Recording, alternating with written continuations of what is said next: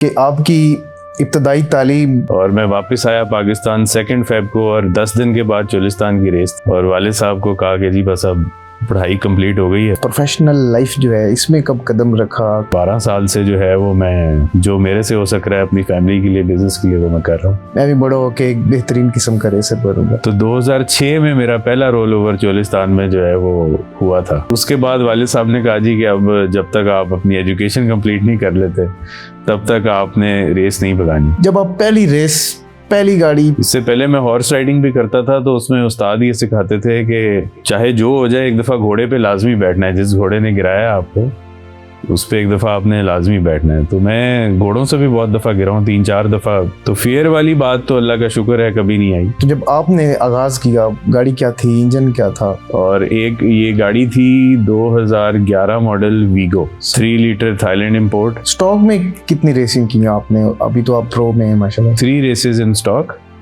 और उसके बाद फिर मैंने कहा जी कि मुझे अब प्रिपेयर्ड में जाना है, तो फिर मैंने बी प्रिपेयर्ड में जंप किया। मैं तब भी ए प्रिपेयर्ड में जाना चाहता था, लेकिन वालिद साहब ने कहा नहीं अभी उसकी स्पीड ज्यादा है, तो आप जो है ना अभी बी में रहें। ऑन रोड भी कोई रेसेस करते रहे, काइंडली वो भी हमारे साथ शेयर करें। और जब घर में देखा कि चोलिस्तान जीप रैली जैसा मौका है और देखा कि कंट्रोल्ड एनवायरनमेंट है, कंट्रोल्ड एनवायरनमेंट की एक सेफ्टी, उसका ट्रैक, इसी काम के लिए लोगों को पता है यहाँ पे ऐसा हो रहा है, तो वो मैंने हमेशा प्रेफर किया। और उसके बाद से मेरे अंदर ये चेंज जरूर आया कि मैंने उसके बाद रोड पे गाड़ी जो है ना वो बहुत ज्यादा तेज चलानी छोड़ दी। फैमिली कैसे सपोर्ट करती? और स्पेशली जब वालिद साहब करते थे तो एक प्रोटेक्शन तो उनकी वहाँ पर मौजूद थी। बताइएगा कि उस दौर में आपने कैसे ये सोचा और कैसे प्लान किया और कैसे गाड़ी बनाई? Which is also the reason के पहली दफा फिर अमेरिका से जब मैंने गाड़ी बनवाई, उसके अंदर हमने वेल्डेड रोल केज पहली दफा बनवाया, उसको सीखा, समझा और उसको पाकिस्तानी रेसिंग के अंदर इंट्रोड्यूस कराया। तो जो आगाज है एशिया गैरेज का वो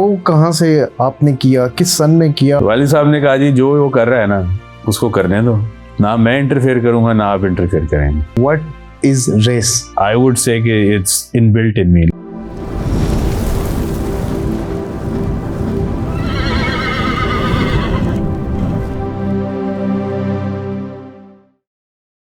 अस्सलामुअलैकुम नाजरीन, मैं हूं आपका होस्ट बिलाल शफी और आप देख रहे हैं सुल्तान पॉडकास्ट। आज हम मौजूद हैं भावलपुर में और इस वक्त हम जहां मौजूद हैं ये हिस्ट्री का घर है। पाकिस्तान ऑफ रोड रेसिंग में बहुत बड़ा नाम है इस घराने का। मैं आपको तारुफ करवाता जाऊं, एशिया घी मिल के CEO हैं, एशिया फ्लोर के ऑनर हैं। Asia garage Pakistan of road racing में बहुत सारी गाड़ियां आप देखते होंगे जिनके दरवाज़ों पे बड़े ही खूबसूरत तरीके के साथ, बड़ी ही खूबसूरत और खूबसूरत रंगों के साथ ऑफ रोड रेसिंग में गाड़ियां घूम रही होती हैं और लिखा होता है एशिया गैरेज। उसके CEO हैं मेरी मुराद चौधरी ज़ैन महमूद। अस्सलाम वालेकुम सर। वालेकुम सलाम। कैसे हैं सर? खैरियत से हैं? अल्हम्दुलिल्लाह। सर सबसे पहले आपका बहुत शुक्रिया, आपने इतनी मसरूफियात से हमारे लिए वक्त निकाला, सुल्तान पॉडकास्ट के लिए सर आपने वक्त निकाले। सर सबसे पहले मैं ये बताइएगा कि आपकी इब्तदाई तालीम, स्कूल, कॉलेज, यूनिवर्सिटी, कहाँ से अपनी लाइफ का आगाज़ किया? सबसे पहले तो थैंक यू आपका इस मौके के लिए कि मैं अपनी स्टोरी जो है वो आप लोगों के थ्रू शेयर कर सकूं। भावलपुर की ही मेरी पैदाइश है और सादिक पब्लिक स्कूल से मैंने A-levels किया। उसके बाद मैं इंग्लैंड चला गया और बैचलर्स और मास्टर्स जो है वो इंग्लैंड से किया। बैचलर्स मेरा यूनिवर्सिटी ऑफ वेल्स से है और मास्टर्स फिर यूनिवर्सिटी ऑफ वॉरिक से किया।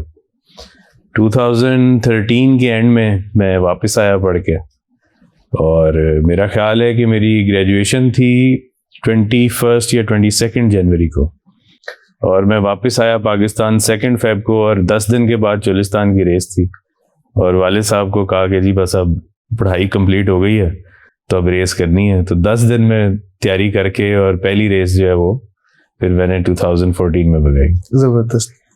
सर बिजनेस में वाले साहब बड़े अरसा बिजनेस देखते रहे, तो बिजनेस जो लाइफ, प्रोफेशनल लाइफ जो है इसमें कब कदम रखा, कब ये सारी मामलात और जिम्मेदारियां जो हैं आपके कंधों पे पड़ी और आपने इसको स्टार्ट किया? मैंने बिजनेस तो 2013 में ही जो है वो थोड़ा थोड़ा एज अ ट्रेनी ज्वाइन करना आना शुरू कर दिया था, ज्वाइन भी कर लिया था और 2014 जून में प्रॉपरली जो है वो मैंने बिजनेस करना स्टार्ट कर दिया था।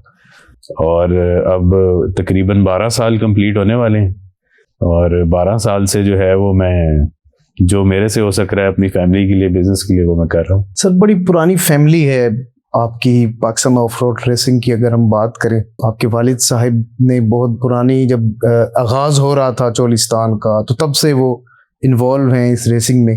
काइंडली वो सफ़र बताइए वालिद साहब का, और आप भी उस वक्त मौजूद होंगे, और कैसा फील करते थे उस बचपन में कि मैं भी बड़ा होके एक बेहतरीन किस्म का रेसर बनूंगा। मेरा गाड़ियों का जो शौक था ना जी, मेरे होश संभालने से भी पहले का है शायद। मेरी मदर फादर बताते हैं कि जब मैं बिल्कुल ही छोटा था तो उस टाइम भी जो है वो गाड़ियों का बहुत जुनून की हद तक शौक था।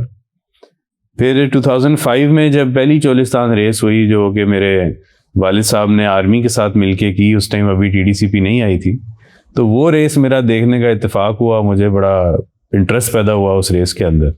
तो वालिद साहब को मैंने कहा जी कि अगले साल रेस मैंने भी भगानी है।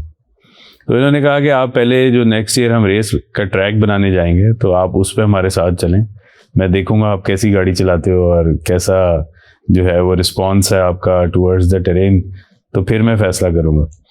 तो अनफॉर्चुनेटली कि उस ट्रैक बनाते हुए मेरी लाइफ का पहला रोल ओवर जो है वो उसी ट्रैक पे हुआ। वो भी गाड़ी का टायर बर्स्ट हो गया और साइडवेज जो है वो झाड़ी के अंदर लगी।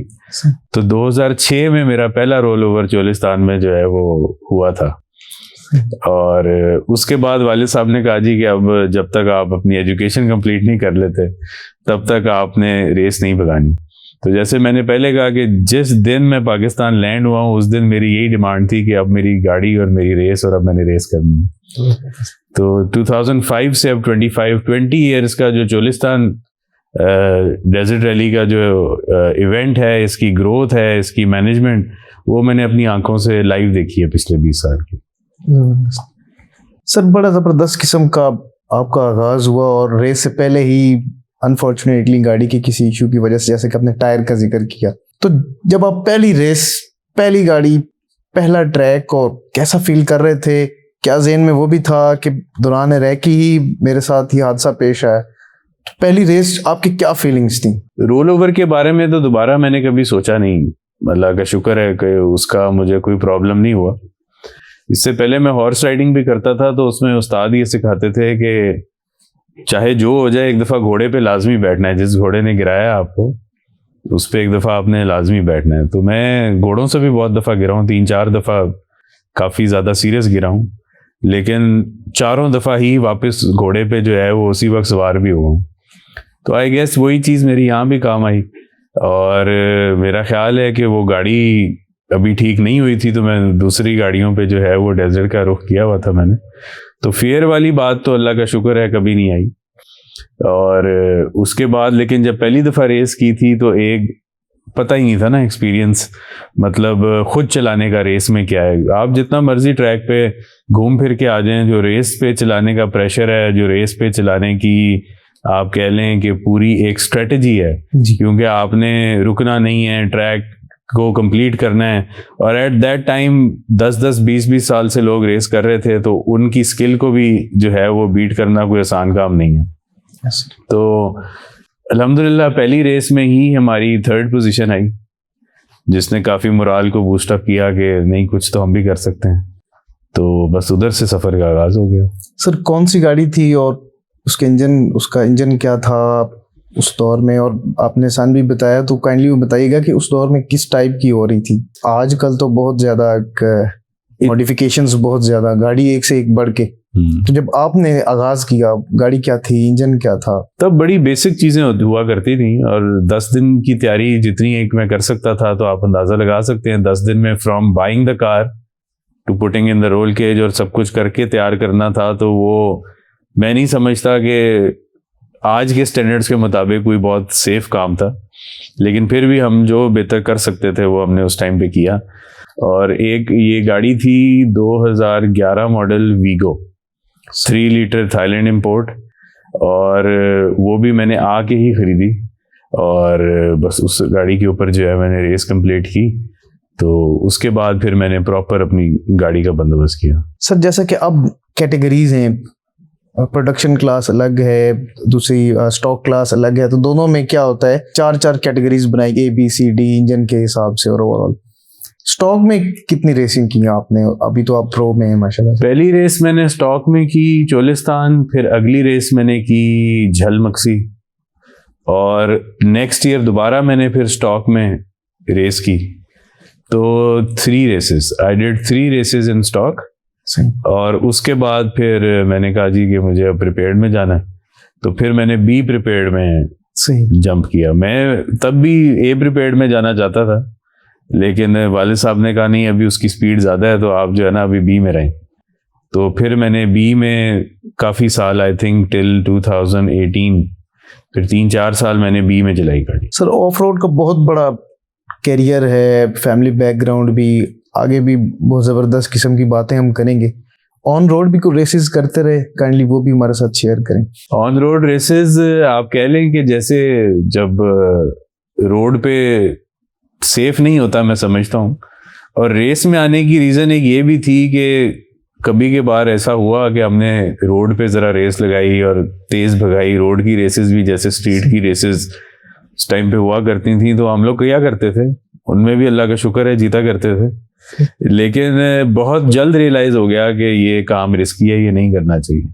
और जब घर में देखा कि चोलिस्तान जीप रैली जैसा मौका है, और देखा कि कंट्रोल्ड इन्वायरमेंट है, कंट्रोल्ड इन्वायरमेंट की एक सेफ्टी, उसका ट्रैक, इसी काम के लिए लोगों को पता है यहाँ पे ऐसा हो रहा है, तो वो मैंने हमेशा प्रेफर किया। और उसके बाद से मेरे अंदर ये चेंज ज़रूर आया कि मैंने उसके बाद रोड पे गाड़ी जो है ना वो बहुत ज़्यादा तेज़ चलानी छोड़ दी। सर क्योंकि आपके जो फादर हैं वो स्टार्ट से ही रेस में थे आपके होश संभालने के बाद, तो फैमिली बैकग्राउंड का, उनकी सपोर्ट जो है बैक पे वो बड़ी ज़रूरी होती। फादर भी ले गए, आपका शौक था, तो पीछे मदर और बाकी फैमिली कैसे आपको सपोर्ट करती? क्योंकि एक साइड पे आपका शौक है, आपके स्किल्स हैं, आपके एडवेंचर है, दूसरी साइड पे वो खतरा भी है, फिर आप स्पीड से, हवा से बातें कर रहे होते हैं, तो वो सारी चीज़ें बड़ी मैटर करती। तो फैमिली कैसे सपोर्ट करती थी? जब मैंने रेसिंग शुरू की तब तो मेरी शादी नहीं हुई थी, तो आई वाज सिंगल। मदर की तरफ से हमेशा जो है वो ये कहा जाता था कि एक तो सदका दे के जाओ, और जब रेस शुरू हो तो बताओ, फिर दुआ भी करती थी ऑब्वियसली। तो लेकिन कभी उन्होंने ज़रूर सेफ्टी कंसर्न का इजहार ज़रूर किया, लेकिन कभी ये नहीं कहा कि ये ना कर। तो उस साइड से मुझे कभी कोई प्रॉब्लम आया नहीं, और स्पेशली जब वालिद साहब करते थे तो एक प्रोटेक्शन तो उनकी वहाँ पर मौजूद थी। सर क्या समझ रहे थे जब आप स्टॉक में रेस कर रहे थे कि ए प्रो में जब जाना है, या प्रो की किसी भी कैटेगरी में मैं जाना चाहूँगा या जाऊँगा, तो किस किस्म की गाड़ी बनाऊँगा आप? क्योंकि अभी तो बहुत ज़बरदस्त किस्म के स्पेयर पार्ट्स ऑफ रोड के, सस्पेंशंस वर्क्स है, रोल केजेस वगैरह, आपकी बकेट सीट्स हैं, हार्नेसेस, बहुत कमाल की चीज़ें आ रही हैं अब। उस दौर में चीज़ों का भी बहुत किल्लत थी, बहुत ज़्यादा इनकी कमी थी, स्पेशल आपको मंगवाने पड़ते, कॉस्टली भी बहुत ज़्यादा। तो बताइएगा कि उस दौर में आपने कैसे ये सोचा और कैसे प्लान किया और कैसे गाड़ी बनाई? एक्चुअली जब मैं यहाँ पर आया तो मैंने बहुत शॉर्टकमिंग्स देखी। गिवन कि मैं यूके में काफ़ी साल रहा, तो मैं वहाँ पर भी जो है ना ट्रैक पे ज़रूर जाया करता था। जो सिल्वरस्टोन में फार्मूला 1 का ट्रैक है, उधर WRC का भी एक ट्रैक है, तो वहाँ पे मैंने जब सेफ्टी के पैरामीटर्स देखे, एक्सीडेंट भी होते देखे, बचते देखा उन सेफ्टी पैरामीटर्स की वजह से, तो मैंने ये एक मिशन बनाया कि मैंने जो है ना वो सेफ्टी लेकर आनी है इस गेम के अंदर, which is also the reason कि पहली दफ़ा फिर अमेरिका से जब मैंने गाड़ी बनवाई, उसके अंदर हमने वेल्डेड रोल केज पहली दफ़ा बनवाया और उसको सीखा, समझा, और उसको पाकिस्तानी रेसिंग के अंदर इंट्रोड्यूस कराया। और अब अल्लाह का शुक्र है कि वो बड़ी अच्छी तरह इम्प्लीमेंटेड है और बेहतरी आ रही है उसके अंदर, और उसकी वजह से गेम की सेफ्टी भी जो है वो बहुत ज़्यादा है। सर पाकिस्तान में बहुत ज़बरदस्त किस्म के मैकेनिक्स, ज़बरदस्त किस्म के एक से बढ़ के आपको ड्राइवर्स नज़र आते हैं ऑफ रोड रेसिंग में। तो जो आगाज़ है एशिया गैरेज का, वो कहाँ से आपने किया, किस सन में किया, और क्या प्लान था इसके पीछे? आपके घर तो माशाल्लाह से गाड़ियाँ तैयार होती ही थी, अपने लिए आप लोग गाड़ियाँ तैयार करते, लेकिन एक ऑफिशियल जो आपने उसका अनाउंस किया और एक बाकियों के लिए ये राह खोला कि आए हम भी आपको ज़बरदस्त किस्म की गाड़ी तैयार करके देते हैं, उसकी इब्तिदा क्या है सर? उसकी इब्तिदा भी बड़ी इंटरेस्टिंग है। अगर मैं आपको बताऊं कि 2019 मार्च में मैंने एशिया गैराज बनाना शुरू किया, और इसका मकसद कभी भी कमर्शियल गैराज बनाना नहीं था, इट ऑल स्टार्टेड के जब मैं प्रो क्लास में आया तो बहुत ज़्यादा ब्रेकडाउन होने शुरू हो गया। रियलाइज़ हुआ कि कुछ स्किल की कमी है पाकिस्तान में, कि जो लोकल मैकेनिक जिस तरह से काम कर रहे हैं उस तरह से अगर काम करेंगे तो इतनी एक्सट्रीम जो गाड़ियों के साथ बीटिंग होती है, कंडीशन होती है, वो हम शायद इसी तरह ही ब्रेकडाउन में रहेंगे या कोई ना कोई रिस्क रहेगा उसका हमें। तो हमें कोई गाड़ी ऐसी तैयार करनी है जो कि इस काम के लिए बनी हो, रादर देन के हम टोयोटा से गाड़ी लें और उसके साथ मिनिमम मॉडिफिकेशन रूल्स को कंप्लाई करने के लिए करके तो हम अपनी जान का भी रिस्क लें और जो है ना वो चीज़ें सही से ना कर सकें। तो अल्लाह का करम ये है कि इस एशिया के बिज़नेस की वजह से मेरी ट्रैवलिंग काफ़ी ज़्यादा होती है ओवरसीज़। तो मैंने जब भी किसी फॉरेन ट्रिप पे जाना तो मैंने ये मेक श्योर करना मैं किसी ना किसी ऑफ रोड वाली शॉप पे या हेलमेट्स देख लें, आप सेफ्टी वेयर देख लें, कुछ गाड़ियां देख लें। तो स्पेशली ऑस्ट्रेलिया में गया, वहाँ पे मैंने देखा, मैंने अमेरिका में देखा, तो उधर से मैंने काफ़ी कुछ पिक किया कि मुझे क्या क्या चीज़ें जो हैं वो करनी चाहिए। पर जब मैं यहाँ के लोगों से बात करता था तो मुझे एक्सेप्टेबिलिटी नहीं नज़र आती थी, और बल्कि मुझे आप समझ लें कि बहुत दफ़ा जो है नाकामी का सामना करना पड़ा कि जो चीज़ मैं चाहता था, एक वर्कशॉप भी मुझे अवेलेबल है, लोग भी अवेलेबल हैं, एडवाइजर्स भी अवेलेबल हैं, लेकिन जो मेरा विजन था वो इम्प्लीमेंट नहीं हो पा रहा था सही किसी भी वर्कशॉप में, किसी भी इंडिविजुअल के साथ। तो उसकी मैंने वालिद साहब से रिक्वेस्ट की कि आप मुझे कोई जगह दे दें। तो 2-1 साल तक तो वो मजाक समझते रहे कि पता नहीं ऐसे ही कह रहा है, पता नहीं क्या करना है इन्होंने। तो पहली दफ़ा उन्होंने मुझे कहा यार आप पहले एक गाड़ी जो है ना इधर घी मिल की वर्कशॉप में बनाओ, जो इधर मशीनें हैं जी जो ओवरऑल करती हैं। तो मैंने अपनी वर्कशॉप के अंदर एक रूम खाली करके तो गाड़ी पार्क कर दी। तो जब मैं उस पर काम करने लगा तो जितने भी वालिद साहब के टाइम के उनके ड्राइवर्स मैकेनिक लोग थे, उन्होंने आके उनको कहा जी ये तो जो काम कर रहा है ये तो चल ही नहीं सकता, ये जो रोल के जिस तरह से वेल्ड कर रहे हैं, जो चीज़ें कर रहे हैं, इससे तो बड़ा नुकसान है, तो ये है तो वो है। तो वालिद साहब ने कहा जी जो वो कर रहा है ना उसको करने दो, सही, ना मैं इंटरफेयर करूँगा ना आप इंटरफेयर करेंगे। तो उसके बाद हमने वो गाड़ी बनाई, अल्हम्दुलिल्लाह वो कामयाब हुई। उसके बाद मैंने उनको कहा जी अब मुझे जगह चाहिए, मैं फैक्ट्री की जगह पे जो है वो कुछ अरसा तो मैंने कंज्यूम कर लिया, लेकिन ये काम बहुत ज़रूरी है कि यहाँ पे जो मशीनों के काम है वो हों ऐसे। तो उन्होंने कहा जी आप जिनिंग फैक्ट्री में जो है वो एक जगह बना लें और उसके ऊपर अपना थोड़ा सिस्टम कर लें। तो मैंने उधर कंस्ट्रक्शन करके द होल आइडिया वाज कि मैं अपनी और वालिद साहब की गाड़ी बनाऊंगा। तीसरी किसी गाड़ी का कॉन्सेप्ट नहीं था उस टाइम पे, and it was never a commercial venture. मैंने वहां पे अपनी गाड़ियों का काम शुरू कर दिया, जो 2-4 बंदे एम्प्लॉय रख के और उनके साथ हमने सिस्टम बना लिया वहां पर। तो कुछ अरसे बाद क्या हुआ कि जब हमने गाड़ियां बनानी शुरू कर दी, वो गाड़ियां रेस में गई, गाड़ियों ने रेस जीतनी शुरू कर दी, फिर उनकी सेफ्टी भी प्रूव होने लग गई ओवर टाइम, तो लोगों का इंटरेस्ट आ गया। अब जैसे कोई दोस्त ने कहा कि मुझे भी कर दें ये काम, किसी ने कहा मुझे भी कर दें ये काम, तो हमने तो वो काम उनको करके दे दिया। बट वी नेवर न्यू कि इतना ज़्यादा इंटरेस्ट आ जाएगा लोगों का इसके अंदर कि by I think last year हमने फिर बाकायदा एक कंपनी रजिस्टर करा के और इसका प्रॉपर जो है वो सेल टैक्स और सारा कुछ करके तो हमने इसको अब ऑफिशियली एक कंपनी बना दिया। तो ये जब हमने शुरू किया तब हमारी ये सोच नहीं थी कि हम इस तरफ जाएंगे, लेकिन मैंने ये ज़रूर देखा कि अगर हम नहीं करेंगे तो इस इवेंट के अंदर और इस स्पोर्ट के अंदर जो सेफ्टी मैं चाहता हूं, जो मेरा विजन है, वो इम्प्लीमेंट नहीं हो पाएगा। That was the only reason के हमने बाहर से गाड़ियों का काम जो है वो लेना शुरू किया। सर क्या समझते हैं, मुख्तलिफ सस्पेंशंस पे काम कर रहे हैं आप, अपने एक्सपीरियंस भी किए होंगे मुख्तलिफ सस्पेंशंस के, सबसे अच्छा पाकिस्तान के ट्रैक्स और इंटरनेशनल ट्रैक्स में बहुत ज़्यादा फ़र्क है। क्या समझते हैं कि पाकिस्तान के ट्रैक्स पे कौन सा ऐसा सस्पेंशन है कि जो अच्छा वर्क, वैसे तो 2-3 ही चल रहे हैं ज़्यादा, आपको बेस्ट किसको समझ रहे हैं कि ये सस्पेंशन बहुत ज़बरदस्त है और अच्छा काम कर रहा है? देखिए जी, किंग्स की सस्पेंशन है जो मैं अपनी गाड़ी में भी रन करता हूँ और हर किसी को एडवाइस भी करता हूँ। मुझे इत्तेफाक भी हुआ है कि इनकी फैक्ट्री में जाके देखने का कि ये कैसे बनते हैं। फिर ट्रॉफी ट्रक्स देखे हैं जिनके अंदर ये सस्पेंशन यूज हो रही है, तो इससे बेहतर सस्पेंशन मुझे तो अभी तक कोई नहीं लगी for the use that we have.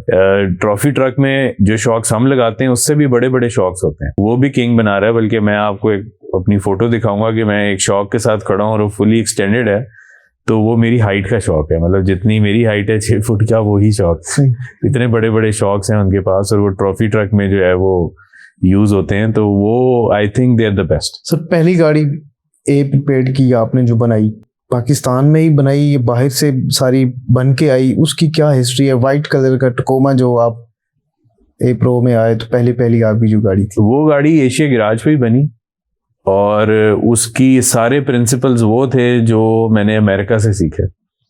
उधर हमने जो पहली गाड़ी वो ब्लू कलर की थी, उसको हम फायर ईगल कहते हैं। सही। तो फायर ईगल आज तक मैंने भगाई भी नहीं है वैसे, बाय द वे। वो गाड़ी जो है वो सिर्फ आप समझे एक रोल मॉडल हमारे गैराज के लिए साबित हुई। वैसे उस पर मैंने एंजॉय बहुत किया, मैं उसको डेजर्ट भी लेके जाता हूँ, सारा कुछ। सही। लेकिन वो एक रोल मॉडल है हमारी वर्कशॉप की, जिसकी फाउंडेशन के ऊपर फिर बाकी गाड़ियां बनी। अब अगर मैं कहूँ तो जो गाड़ी मैं रेस करता हूँ, वी कॉल इट राइनो, तो वो गाड़ी जो है इस वक्त फायर ईगल से बहुत आगे है। सही। क्योंकि जो हमने उधर सीखा प्लस जो वक्त के साथ सीखते रहे जी, वो हमने उसमें अप्लाई किया। और रेस के अंदर या किसी भी चीज के अंदर दुनिया में, चाहे बिजनेस है, अगर आप वक्त के साथ सीखेंगे नहीं, अपने आप को इम्प्रूव नहीं करेंगे, नई टेक्नोलॉजी नहीं लाएंगे, तो या आप पीछे रह जाएंगे या फिर आप बिल्कुल आउटडेट हो जाएंगे। टोयोटा भी स्टॉक में देख रहे हैं, टोयोटा चल रहे हैं, उसी को प्रिपेयर करके तो बी प्रिपेयर्ड में भी वो आ रहे हैं। मुख्तलिफ लोग हैं जिन्होंने टोयोटा रिवो, टोयोटा वीगो, अभी रोको भी चल रहा है, तो उसी को ही टोयोटा जो है वो ज़्यादा चल रही है। अब रेस में हम देखते हैं जब, तो सेम वही बड़ी कैटेगरी में आ जाए तो टकोमा हमें ज़्यादा नज़र आ रहा होता है, और आप भी उसी को ड्राइव कर रहे हैं, बाकी मॉडिफिकेशंस हैं। तो ये गाड़ी ही क्यों? ट्रॉफी ट्रक भी तो हो सकता है, वो भी तो ए प्रो में तो आप ओपन है, आप जितना बड़ा वो उसको इंजन लेके आए, जितनी बड़ी जितनी मॉडिफिकेशंस करके लेके आए, टोयोटा टकोमा ही क्यों? मैं ये कहूंगा कि Tacoma is an ideal platform in terms of width and length. Tundras जो हैं वो बड़ी हो जाती हैं, फुल साइज, मतलब 3 साइज के पिकअप्स है ना। जो रिवो है उसको हम स्मॉल साइज पिकअप कहेंगे, टकोमा को मिड साइज कहेंगे, और टंड्रा को हम फुल साइज कहेंगे। तो हाइलेक्स भी मेरा ख्याल है कि उसका प्लेटफॉर्म जो है वो उतना सूटेबल नहीं है हमारी रेसिंग के लिए जितना टकोमा का है, purely because of width and length, कि वो बहुत सूटेड है हमारे लिए, जिसकी वजह से मेरी पर्सनल प्रेफरेंस जो है वो टकोमा है। जहां तक रही दूसरी बात ट्रॉफी ट्रक की, तो अल्लाह करे हम वो भी लेकर आए एक दिन पाकिस्तान में, और मैंने 1-2 दफ़ा कोशिश भी की है, लेकिन उसके अंदर कुछ कॉम्प्लिकेशंस हैं, और एक सबसे बड़ा उसका जो बैरियर है वो उसकी कॉस्ट है, कि ट्रॉफी ट्रक्स जो है वो बहुत ज़्यादा महंगे हैं एज़ कम्पेयर टू ये टकोमास, जो आपको सस्ते भी मिल जाते हैं। फिर उसके अंदर जो टोयोटा की आपने बात की, तो टोयोटा का सामान गल्फ में और पाकिस्तान में और हमारे सराउंडिंग कंट्रीज में टोयोटा बहुत पॉपुलर है। अगर आप अमेरिका में देखें तो वो ज़्यादा अमेरिकन इंजन यूज़ करते हैं, अमेरिकन सामान यूज़ करते हैं, वो जापानीज सामान नहीं यूज़ करते इतनी, क्योंकि वहाँ पे उसकी सप्लाई ज़्यादा है। अगर मैं यहाँ पर फॉर एग्जांपल मैंने गाड़ी के अंदर कॉर्वेट का इंजन डाला, तो उसका छोटा सा भी प्रॉब्लम हुआ तो उसका पार्ट्स ढूंढने के लिए जो है ना वो हमें बहुत ज़्यादा मुश्किल का सामना हुआ। तो वो भी पार्ट्स अगर अमेरिका से आप मंगाएं फिर वो गलत आ जाएं, और वो पूरा टाइम ड्यूरेशन, टोयोटा तो आपको पिंडी से हर चीज़ मिल जाएगी ना, तो you are ready to go just in a little amount of time.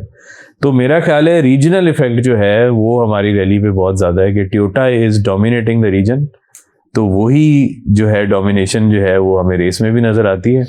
और डेफिनेटली टोयोटा की जो रिलायबिलिटी है वो भी एक बहुत बड़ा फैक्टर है इसके अंदर। पाकिस्तान में बड़ी मशहूर मारूफ रैलीज हो रही, हमारा चोलिस्तान का ट्रैक है, झल का है, थल का है, थर मिट्टी का है, और सरफरंगा पे भी होती रही, गवादर भी बहुत ज़बरदस्त किस्म की ऑफ रोड रैलीज होती रही, बड़े खूबसूरत ट्रैक, हर एक का जो मूड है वो अलग से है। आपको सबसे ज़्यादा कौन सा ट्रैक सबसे ज़्यादा पसंद है? चोलिस्तान। मुझे चोलिस्तान के साथ ना मेरा एक कनेक्शन है, मैं कहूँगा रैली से भी पहले का कनेक्शन है, 2005 से भी पहले का, कि मैं चोलिस्तान जाना आना, उधर का एम्बियंस, माहौल, लोग, एनवायरनमेंट बहुत ज़्यादा इंजॉय करता हूँ। तो वो एक स्पेशल कनेक्शन है मेरा चोलिस्तान का। और चोलिस्तान जितनी वास्ट और खुली रेस भी कोई नहीं है, मतलब ये डेजर्ट बहुत बड़ा है। तो उसके बाद मैं कहूँगा कि मुझे गवादर का ट्रैक भी बहुत पसंद है, वो भी बहुत अच्छा डिफरेंट और चैलेंजिंग ट्रैक है। झल का ट्रैक भी अच्छा है लेकिन ज़रा टफ है उधर का टेरेन, तो वो गाड़ियों के लिए ज़रा टफ है, लेकिन चलाने का उधर भी मतलब ऐसा कोई ट्रैक नहीं है जहां मैं कहूँगा कि आई डोंट एंजॉय ड्राइविंग, के जी यहाँ चला के मज़ा नहीं आया या अच्छा ट्रैक नहीं है। ट्रैक सारे अच्छे हैं, हर किसी की अपनी खूबसूरती है, अपना इलाका है, अपना टेरेन है, ऐसी तो उसके हिसाब से फिर आपको गाड़ी भी ट्यून करनी पड़ती है, उसके हिसाब से आपको जो है ना वो मेंटली अपनी स्ट्रेटजी बनानी पड़ती है। तो that is the only difference. Track सारी हमारे मुल्क में माशाल्लाह बहुत अच्छे। सर कुछ चीज़ें होती हैं उसको सीखने के लिए किसी न किसी टीचर की, जिसे हम कहते हैं उस्ताद की ज़रूरत होती। घोड़सवारी का आपने जिक्र किया, वहाँ भी आपके उस्ताद ज़रूर होंगे, आपको समझाते होंगे ऐसे बैठना है, ऐसे उसको पकड़ना है, लेग्स आपकी ऐसे होनी चाहिए। इसी तरह ऑफ रोड रेसिंग, रोड पे गाड़ी चलाना और ऑफ रोड पे गाड़ी चलाना बहुत डिफरेंट भी है और मुश्किल भी है। इसकी बेसिक चीज़ें आपने कहाँ से सीखी? कौन है आपके उस्ताद? मेरे मेंटोर तो नादिर मक्सी साहब ही होंगे, क्योंकि जब मैंने पहली दफ़ा प्रिपेयर्ड में गाड़ी चलानी थी तो मेरे वालिद साहब ने उनको कॉल की, उन्होंने कहा जी ये प्रिपेयर्ड में गाड़ी चलाना चाहता है तो आप पार्ट्स में एडवाइस करें सारा। तो उन्होंने उसी वक्त फिर मुझे कॉल की, मुझे एक एक पार्ट बताया सारा कुछ। फिर बल्कि उन्होंने मुझे कहा कि आप मेरी वर्कशॉप में गाड़ी भेज दो। तो पहले 3-4 साल मैं उनकी वर्कशॉप में गाड़ी बनवाता रहा और उन्होंने अपनी सुपरविजन में मेरी गाड़ी बनाई।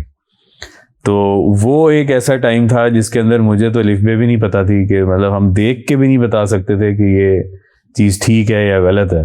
तो उसमें उन्होंने जितना उनके पास वास्ट एक्सपीरियंस था वो उन्होंने बड़ी अच्छी तरह मुझे दिया। और उससे भी जो एक ज़बरदस्त काम उन्होंने एक दफ़ा मेरे साथ किया कि मुझे कहा कि हम ना नूरियाबाद चलते हैं, कराची से थोड़ा सा आगे एक डेजर्ट है। सही। तो वहाँ पर उन्होंने मुझे अपने साथ बिठाया और उन्होंने मुझे अपना एक हाई स्पीड रन जो है वो दिया। तो उससे मेरी काफ़ी जो है वो झिझक भी उतरी और मतलब मुझे समझ भी आया कि अच्छा ये भी हो सकता है, दिस इज़ ऑल्सो पॉसिबल। सही। तो उसके बाद फिर एक और गाड़ी मुझे दी गई, मैं उस पर खुद गया, फिर हमने भी थोड़ा सा जितना आता था करने की कोशिश की। तो विद टाइम जो है वो चीज़ें इवॉल्व होती गई। तो उन्होंने काफ़ी, आप कहेंगे जो स्टेपिंग स्टोन्स थे या जो पहले वाले चंद कदम थे उन्होंने बहुत मेरे तेज़ किए। उसके बाद जो है वो फिर कुछ उस्ताद मुझे ओवरसीज़ मिले और उन्होंने फिर मज़ीद जो है मुझे इस सेंस में पॉलिश किया कि गाड़ी बनानी कैसे है, बचानी कैसे है, पहुंचानी कैसे है, क्योंकि फिनिश भी करना है ना। जी जी। और ये नहीं हो सकता कि आप जितनी मर्जी अच्छी प्रिपरेशन कर लें और अगर आप फिनिश लाइन से पहले ठहर गए हैं तो नन ऑफ दैट मैटर्स। तो वो फिनिश लाइन क्रॉस करना बहुत ज़रूरी है, ये भी बड़ा ज़रूरी लेसन है। सर अल्लाह रब्बुल इज़्ज़त ने हर इंसान को मुख्तलिफ शोबाजात में हुनर दिया। हम समझ रहे हैं या आपको देख रहे हैं पाकिस्तान ऑफ रोड रेसिंग में बहुत ज़बरदस्त किस्म के स्किल्स हैं आपके ड्राइविंग की। ऐसा कोई एक पार्ट जो आप समझ रहे हो कि गाड़ी तो सभी चला सकते हैं, मेरे अंदर एक ऐसा ये स्किल है, एक स्किल की बात हम कर रहे हैं कि ये मेरा पॉजिटिव पॉइंट है। मेरी तरह की 4 और भी रेसर्स हैं जिनके पास गाड़ियाँ मौजूद हैं, लेकिन मेरे अंदर प्लस पॉइंट ये है आप खुद को अपने सेल्फ कॉन्फिडेंस जो है उसको बहाल करते हैं, उस स्किल्स को सामने रख के अल्लाह का शुक्र भी अदा करते हैं और साथ साथ आपका पॉजिटिव पॉइंट जो है वो भी रेस में वो काम आता है। ऐसा कौन सा स्किल है? देखिए, मैं ये समझता हूँ कि मैं इधर उधर नहीं देखता, मैं सीधा देखता हूँ। इधर उधर ना देखने का मतलब ये है कि एक सर्टन आपको अपनी हर ड्राइवर को, हर इंसान को कैपेबिलिटी का पता होता है। तो मैं उसी के ऊपर जो है वो आप कह लें कि एतमाद करता हूँ या मेरा फेथ है कि इंशाल्लाह जो है वो उसी को मैं बेहतर करता जाऊँ तो वो जो है कामयाबी का राज बनेगी। मैं कहूँ कि मेरी हैंडलिंग अच्छी है या मैं बहुत अच्छी गाड़ी तेज़ चलाता हूँ, वो सारे चलाते हैं और माशाल्लाह बहुत अच्छी चलाते हैं। मतलब जो 5-10 टॉप रनर्स हैं ए प्रो के, आप उनको देखेंगे तो किसी की भी स्किल में कोई कमी नहीं है।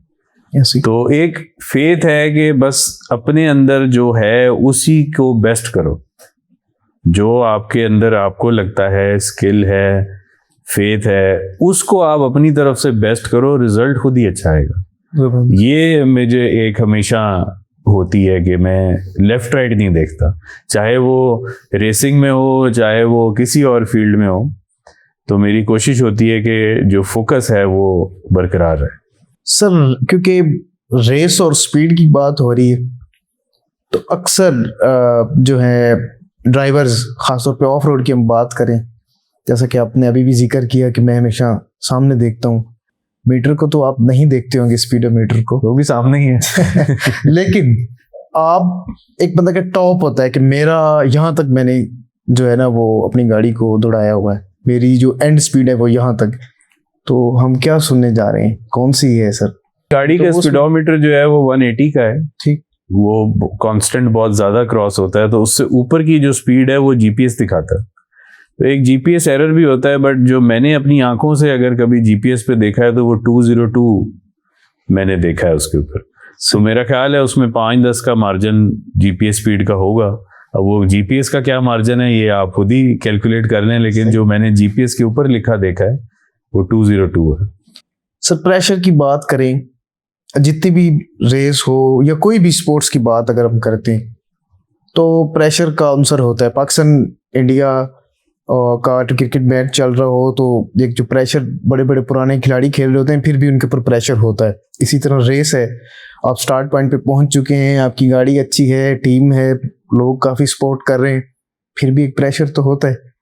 हार्ट बीट की क्या कंडीशन होती है? हम ऑडियंस को ये बताना चाह रहे हैं कि जब स्टार्ट पे रेसर आते हैं तब उनके ऊपर कितना प्रेशर होता है, उनकी हार्ट बीट कहाँ पहुंच रही होती है, और जब वो स्टार्ट ले लेते हैं और उसके कुछ किलोमीटर्स के बाद क्या कंडीशन होती है। तो काइंडली दोनों सूरत जो है वो हमारे साथ शेयर करें। हार्ट बीट के मामले में तो अल्लाह का शुक्र है कि मैं नहीं समझता कि मेरी स्टार्ट पॉइंट पे हार्ट बीट तेज होती है। सही। तो आई थिंक कि अब इतने सालों के बाद अब इतना तो बंदा एब्जॉर्ब कर लेता है। शुरू की चंद रेसों में यस सही कि बहुत ज़्यादा एक एंजाइटी वाली फीलिंग होती है, लेकिन वो आहिस्ता आहिस्ता आपको समझ में आ जाती है और आप उसको कंट्रोल कर सकते हैं। और जब एक दफ़ा चेकर्ड फ्लैग नीचे हो जाता है और आप निकल चुके हैं तो उसके अगले ही लम्हे आपको हार्ट बीट भूल जाती है कि हार्ट बीट किधर है और बाकी चीज़ें किधर हैं। अब आपका फोकस सिर्फ जो है वो गाड़ी चलाने पे और ट्रैक पे। फिटनेस का कितना अहम किरदार है सर एक अच्छे रेसर होने में? बहुत ज़्यादा किरदार है। आप ये देखें कि चोलिस्तान की रेस तकरीबन 500 किलोमीटर की रेस है, और अगर इसको वैसे हम थोड़ा सा कैलकुलेट करें तो मेरे ख्याल में मुल्तान से इस्लामाबाद जितना सफ़र बनेगा, समथिंग लाइक दिस, थोड़ा सा शॉर्ट कर लें तो उतनी देर आपने इस स्पीड में इस फोकस के साथ जब गाड़ी चलानी है, और ये मोटरवे की तरह सीधी जगह नहीं है, तो definitely it takes a toll on your body, और आपको जो है एक सर्टेन लेवल ऑफ फिटनेस चाहिए।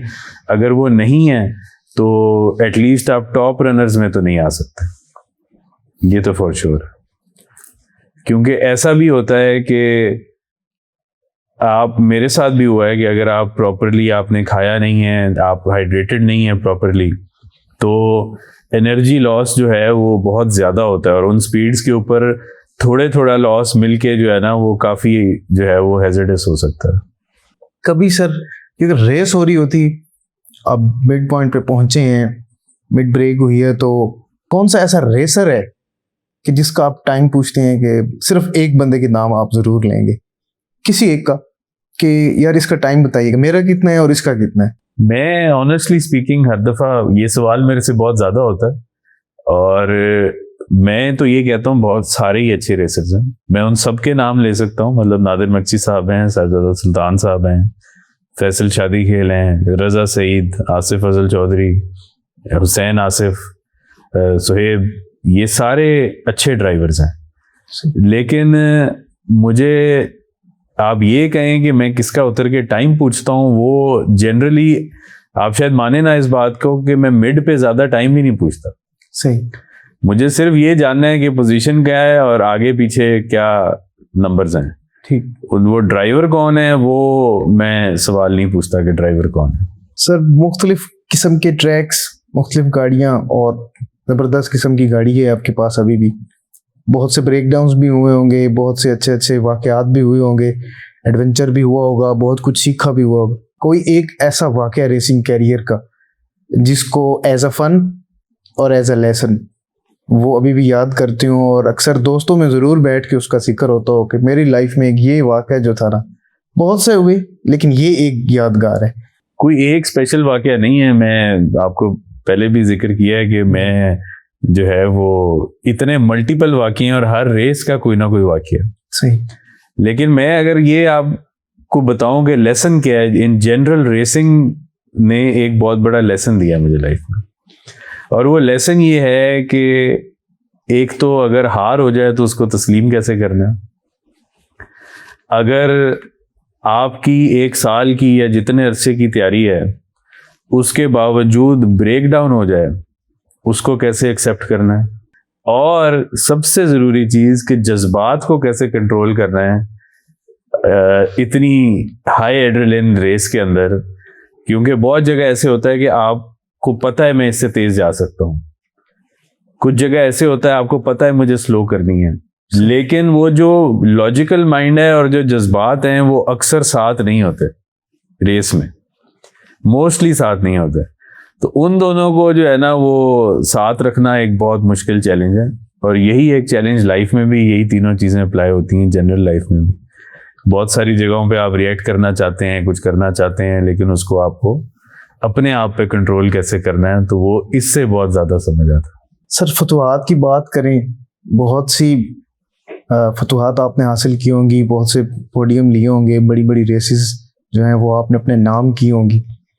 कोई एक ऐसी रेस जो आपने विन की हो और मेरे लिए सबसे गोल्डन रेस यही है, ऐसे कहते हो अपनी लाइफ में, तो वो ज़रूर हमारे साथ शेयर करें, और उसकी वजह क्या थी?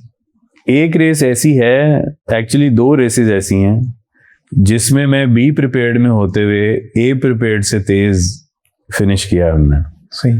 और एक रेस थी 2016 की ग्वादर, मेरे पास वीगो था और उसमें हम बी प्रिपेयर्ड में थे, पर एफटीडी हमारा था, यानी कि जो fastest time of the day था वो हमारा था।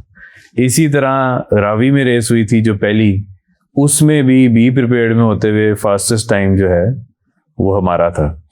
तो ये एक बहुत मोटिवेशन की बात है कि आप जूनियर कैटेगरी में होते हुए सीनियर कैटेगरी का टाइम बीट करें, तो ये एक प्राउड मोमेंट है मेरा ख्याल में। सर अभी भी रेसेस हो रही, कोई कैलेंडर में देखें तो कोई मंथ खाली नहीं है, पाकिस्तान में रेस हो रही। क्या समझ रहे हैं, कोई नई रेस भी इंट्रोड्यूस होगी पाकिस्तान में, किसी भी सूबे में? हम लोगों का मिशन ये है कि हम इंटरनेशनल पार्टिसिपेंट्स को लेकर आए हैं पाकिस्तान में। सही। और सऊदी अरब में, दुबई में ये रेसेस होती हैं, बहुत पॉपुलर हैं, इनकी वजह से बहुत ज़्यादा रेवेन्यू भी आता है मुल्क को और बहुत ज़्यादा एक पॉजिटिव इमेज भी जाता है। उसकी कंप्लाइंस के लिए हम आजकल जो है वो वर्किंग कर रहे हैं, और हम चाहते हैं कि एक ऐसी रेस हो जो इंटर प्रोविंशियल रेस हो, यानी कि वो पंजाब से स्टार्ट होके सिंध में ख़त्म हो या सिंध से स्टार्ट होके पंजाब में ख़त्म हो। उसकी रूट ट्रैकी भी हम कर रहे हैं कि वो किस तरह से हम कर पाएंगे। तो अगर इस तरह का कोई ट्रैक बन जाता है, गवर्नमेंट से हमें सपोर्ट मिलती है और हम इंटरनेशनल पार्टिसिपेंट लाने में कामयाब हो जाते हैं, तो मेरा ख्याल है कि मोटर स्पोर्ट्स एक बहुत बड़ा डिसिप्लिन बन सकता है पाकिस्तान में, अगर इसको एक प्रॉपर तरीके से किया जाए, और हम अपनी भरपूर कोशिश कर रहे हैं कि ऐसे ही हो। इन फ्यूचर क्या देख रहे हैं पाकिस्तान का ऑफ रोड रेसिंग का जो कैरियर है अपना भी और ओवरऑल पाकिस्तान का भी? महंगाई का भी दौर है, कुछ अहबाब तो हैं तो वो तो रेस कर सकते हैं, बाकी जो हमारी नीचे वाली कैटेगरीज हैं उनको भी अगर हम देखें तो जो नंबर्स हैं ड्राइवर्स के वो भी कुछ रेसेस में हमें कम होते हुए भी दिखाई दिए। फ्यूचर क्या है पाकिस्तान ऑफ रोड रेसिंग का? देखिए, अगर हम, जैसे मैंने पहले बात की, इंटरनेशनल ड्राइवर्स को ले आएँ और इसकी एक बॉडी एक मजबूत बन जाए और हमें स्पॉन्सरशिप्स मिलें, क्योंकि ये एक एक्सपेंसिव स्पोर्ट है, ये तो सारे जानते हैं। तो स्पॉन्सरशिप इसके लिए बहुत ज़रूरी है। अगर वो हमें अच्छे लेवल्स पे मिलनी शुरू हो गई, जो कंपनीज अवेलेबल भी हैं, लेकिन मेरा ख्याल है कि उनको राइट अप्रोच के साथ जाना और राइट चीज़ डिलीवर करने की ज़रूरत है। तो मेरा ख्याल है ये बहुत आगे जाएगी ये स्पोर्ट, क्योंकि आप ये तो देखेंगे लोगों में शौक कितना है स्पोर्ट का। हम लोग जहाँ जाते हैं, छोटे बच्चे स्पेशली मैं देखता हूँ कि वो इतने ज़्यादा इस शौक से इंस्पायर्ड हैं। हमें गैराज विजिट करने की भी जो रिक्वेस्ट आती हैं उसमें स्कूल गोइंग बच्चे बहुत ज़्यादा होते हैं। सही। तो मुझे ऐसे लगता है कि जो अगली जनरेशन हमारे से आगे जो आ रही है वो हमसे भी ज़्यादा पैशनेट होगी अबाउट मोटर स्पोर्ट्स। तो मेरा ख्याल है कि when there is a will there is a way, और हमारे सीनियर्स, मेरे वालिद साहब नादिर मक्सी साहब मौजूद हैं, हम भी उनके साथ सीख भी रहे हैं, काम भी कर रहे हैं। तो मेरा ख्याल है कि इंशाल्लाह कोई अच्छा रास्ता ही निकलेगा, because I know the sport is in good hands. Pakistan की बड़ी जो रैली होती है चोलिस्तान, पूरा साल ड्राइवर्स उनका इंतज़ार करते हैं। तो 2024 भी और 2025 भी 2 पोडियम आपने साथ ही साथ लिए, दोनों की FTD। क्या फीलिंग्स हैं सर इस वक्त? बहुत अच्छी फीलिंग्स हैं ऑब्वियसली कि एक तो होम ग्राउंड और ऊपर से मेरी फेवरेट रेस, और चोलिस्तान से मैंने आपका अपना रिलेशन पहले बताया जी। तो उधर अपने घर में जीतना तो एक बहुत अच्छी फीलिंग है, और कंसेक्यूटिवली जीतना तो वो और भी अच्छी फीलिंग है। और उससे भी अच्छी फीलिंग ये है कि जब 2013-14 में आए थे तो नादिर मक्सी साहब को तब देखते थे कि वो कैसे गाड़ी चला रहे हैं, उनकी विन्स और उनके नंबर्स देखते थे कि मार्जिन क्या है और कितनी गाड़ियां और कैसे। तो जब आप उस लेवल के ऊपर जाके जब आप भी कोई चीज़ विन करते हैं जो आपने उस टाइम पे शायद हमने तसव्वुर भी नहीं की थी कि हम लोग जो है वो इस तरह कर पाएंगे, लेकिन वो एक 10 साल 12 साल का सफ़र है जो हमने तय किया है, जिसके बाद हम यहाँ पहुँचे हैं, तो उसकी कदर भी उतनी ही ज़्यादा है।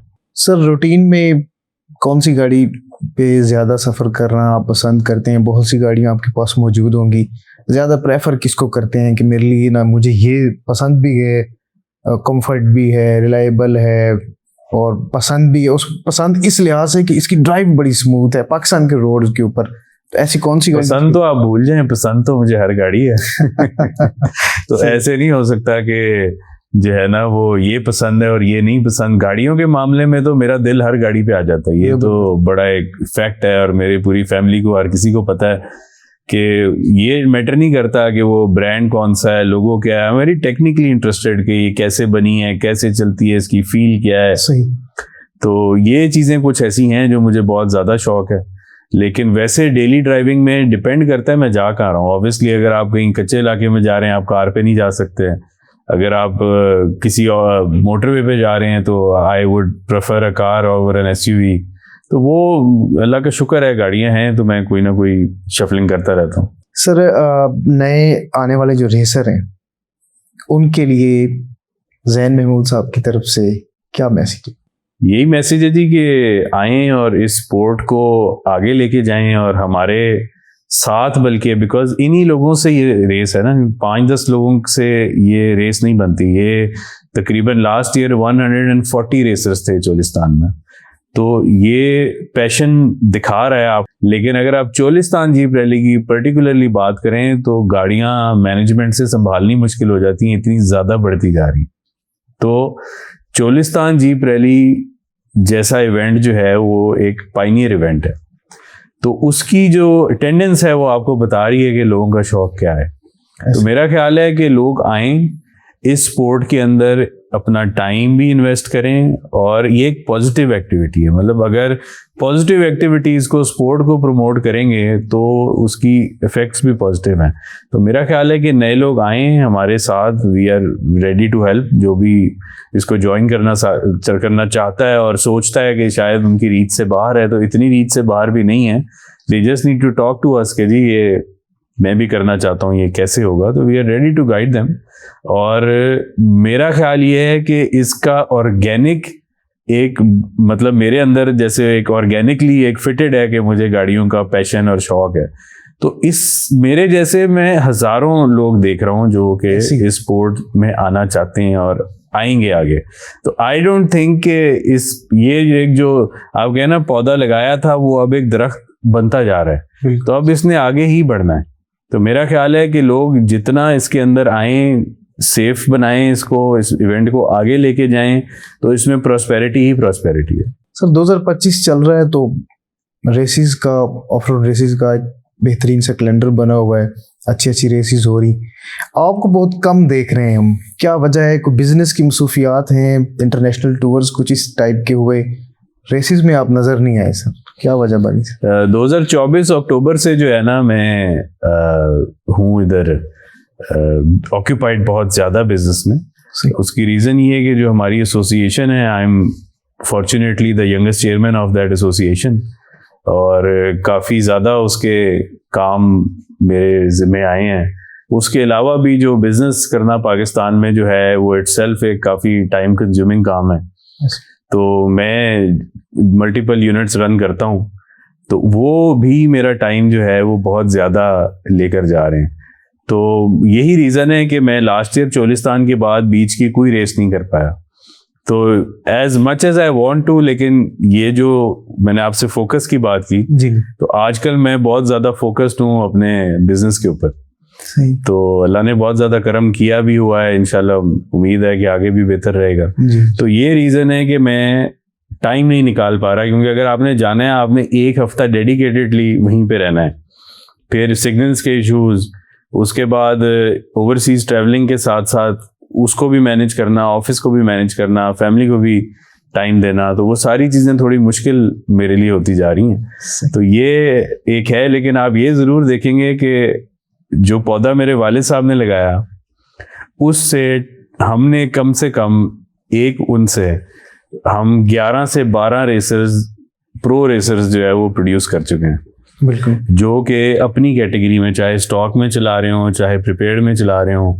तो ये भी एक हमारी, आप कह लें कि चाहे मैं खुद रेस नहीं कर रहा, पर मैं समझता हूँ कि टीम एशिया की और हमारी एक कंट्रीब्यूशन तो है कि हमने इस स्पोर्ट को ऑर्गेनाइज्ड वे में लोगों को करने का मौका दिया, और उसकी सेफ्टी में और उसकी जो इम्प्लीमेंटेशन में जो मैं बैठ के काम कर सकता हूँ वो हमने किया।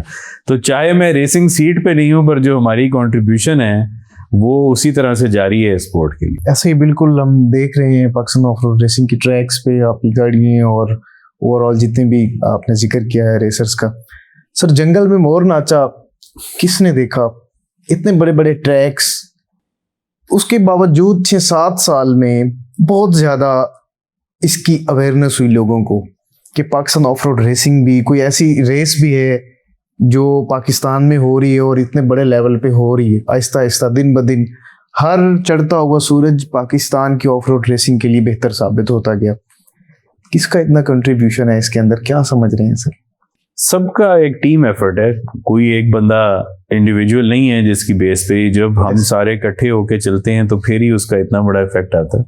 अब आप देखेंगे चोलिस्तान जो 2005 में मैंने आपको बताया कि army and some local Bahawalpur 4x4 club के लोग इन्होंने एक फ्रेंडली मैच किया, तो शायद उनको भी नहीं पता था 2005 में कि 2025 में ये इतना मेगा इवेंट बन जाएगा पाकिस्तान का। मैं मेगा इवेंट ही कहूँगा जी, बिल्कुल, कि पाकिस्तान के जो टॉप 3 इवेंट्स हैं उनमें से आई थिंक चोलिस्तान भी एक होगा।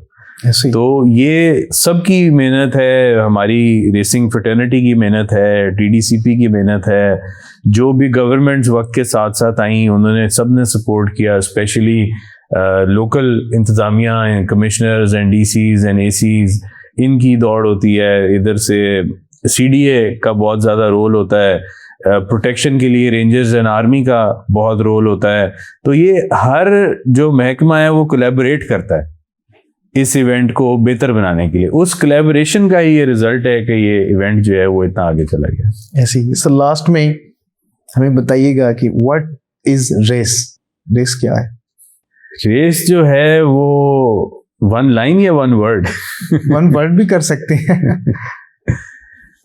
मैं ये कहूँगा कि ये एक हेल्दी एंड पॉजिटिव एक्टिविटी है जो कि आपको एक एक्सरसाइज भी, मतलब एक फिट रहने के लिए भी एक बहुत बड़ी मोटिवेशन है। ये लाइन से तो बड़ा हो गया, लेकिन कोई रेस खुल के बात जो है वो मैं समझता हूँ कि इसका फिजिकल और मेंटल इफेक्ट बहुत पॉजिटिव है। तो हमें इसको बेहतर बनाना और आगे आने वालों के लिए इस इवेंट को आगे लेकर जाना कि इससे हमारे मुल्क को भी फ़ायदा हो और जो लोग हैं उनको भी जो है इकोनॉमिक एक्टिविटी हो। तो ये एक रेस का बहुत बड़ा पहलू है। और for me race is just, I would say कि it's inbuilt in me. Like racing जो है वो सिर्फ मेरी ट्रैक पे नहीं है, मुझे तो ये सुनने को भी मिलता है कि जी जो आप काम करते हैं वो आप उसी तरह से करते हैं जैसे आप रेस करते हैं। तो वो मैं समझता हूँ कि रेसिंग का बहुत ज़्यादा पॉजिटिव इफेक्ट है। तो for me it's my passion and I believe in it. जी नाज़रीन, जैसा कि आपने सुना बड़ी डिटेल से ज़ैन महमूद साहब ने अपनी रेसिंग कैरियर का आगाज़ कैसे किया और अपनी गाड़ियाँ कैसे बनाई, और बड़ा ज़बरदस्त किस्म का इनका जो गैरेज है, पाकिस्तान में बहुत बड़ा नाम है इनके गैरेज का। बड़े ही नए आने वाले रेसर्स जो हैं इनसे रिव्यू करते हैं और बड़ी ज़बरदस्त किस्म की उनकी गाइडलाइन पार्ट्स के हवाले से बड़ी ज़बरदस्त किस्म की गाड़ियाँ उनको तैयार करके देते हैं। सर आपका बहुत शुक्रिया, आपने हमारे लिए इतना वक्त निकाला है सर। नाजरीन, मिलते हैं नए मेहमान के साथ, नए जोश जज्बे के साथ। तब तक के लिए इजाज़त दीजिए। अल्लाह निगहबान।